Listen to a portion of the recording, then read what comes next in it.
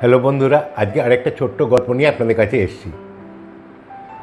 সকাল 7টা, একজন বেশ বয়স্ক ভদ্রলোক অটো থেকে বাজারের সামনে নামলেন। ওনার যে খুব তাড়াতাড়ি আছে সেটা দেখলেই বোঝা যাচ্ছে, কিন্তু ওনার বয়স আর পা যে ওনার সঙ্গ দিচ্ছে না সেটাও বোঝা যাচ্ছে। উনি যত তাড়াতাড়ি সম্ভব সেই দোকানগুলোতে গেলেন, একটার পর একটা দোকানে যাচ্ছেন আর বলছেন, বাবা একটু তাড়াতাড়ি এগুলো দিয়ে দাও তো। ওনার যে অর্ডার উনি বলছেন একটু তাড়াতাড়ি বাবা দিয়ে দাও তো। ওখান থেকে ঘুরে আরেকটা জায়গায় যাচ্ছেন, সেখানেও একই কথা, বাবা একটু তাড়াতাড়ি দিয়ে দাও তো। এটা রোজকার ঘটনা, দোকানদাররাও কিছু মনে করে না। এই করে প্রায় বাজারটা শেষ হয়ে এসছে। শেষ একজনের কাছে গেছেন, তখন সে জিজ্ঞেস করলো, দাদু আপনাকে তো রোজ দেখি আপনি খুব হুড়োহুড়ির মধ্যে থাকেন, তা আপনার এই বয়সে এত হুড়োহুড়ি কিসের? উনি বললেন, আমি এই বাজারগুলো নিয়ে গেলে বাড়িতে যে রান্নার লোক আছে সে রান্না করে দেবে, তারপর সেটা নিয়ে আমায় 9টার মধ্যে হসপিটালে পৌঁছতে হবে। সেখানে আমার স্ত্রী আছে, তার সঙ্গে ব্রেকফাস্ট করি।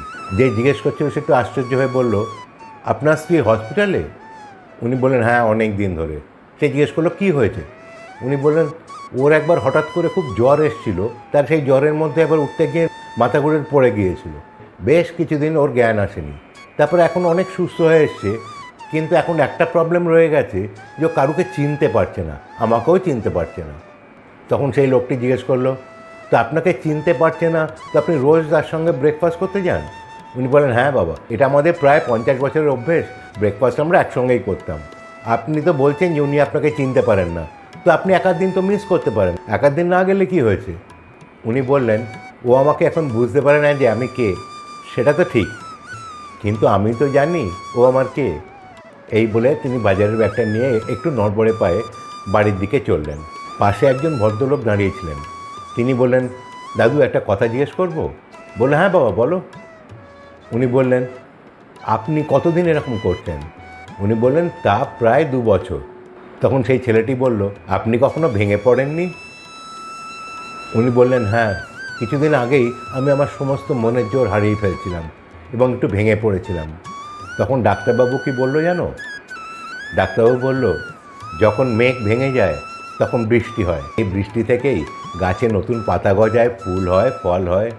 যখন মাটি ভেঙে যায় তখন তাতে চাষবাস হয়, আর বীজ ভেঙে গেলে নতুন চারা গাছ জন্মায়।